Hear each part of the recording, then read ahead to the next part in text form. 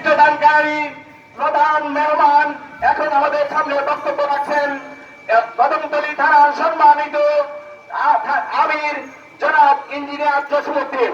জনাব ইঞ্জিনিয়ার জসিমউদ্দিন ভাই এখন আমাদের সামনে প্রধান অতিথির বক্তব্য রাখছেন।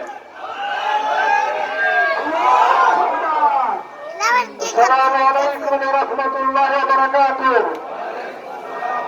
আউযু বিল্লাহি মিনাশ শাইতানির রাজীম। বিসমিল্লাহির রহমানির রহিম।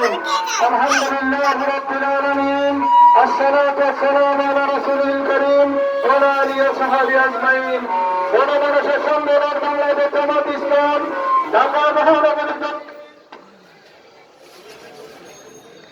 ঢাকা মহানগরী দক্ষিণ কদমতলী থানা কর্তৃক আয়োজিত আজকের বিক্ষোভ মিছিলের সম্মানিত নেতৃবৃন্দ, উপস্থিত কর্মী ভাইয়েরা, আপনারা জানেন বাংলাদেশে ক্রান্তিকালে পড়ে গেছে।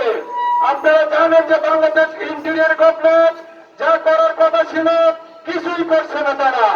আমরা তাদেরকে সাবধান করে দিতে চাই, গত পরশুদিন আমাদের বাংলাদেশ থেকে স্বৈরশাসকের সাবেক রাষ্ট্রপতি পলায়ন করেছে। আমরা সবাইকে সতর্ক করে দিতে চাই, আমাদের এটিএম হাজার নাকি তারা মুক্তি দিচ্ছে না, তালবাহানা করতেছে। এই আসিফ নজরুল উপদেষ্টাকে আমরা ইন্ডিয়ার রকে ভার কার্যক্রম বন্ধ করার জন্য ইন্ডিয়ার গভর্নমেন্টের কাছে আমরা আবেদন করব এবং আওয়ামী লীগকে অতিসত্ত্ব নিষিদ্ধ ঘোষণা করা হোক এবং সেনাপ্রধানকে অপসারণ করা হোক, প্রেসিডেন্ট চুপ্পুকে বাধ্যতামূলক কারাগারে পাঠানো হোক এবং বাংলাদেশের 18 কোটি মানব এই স্বৈর শাসকের বিরুদ্ধে জেগে উঠেছিল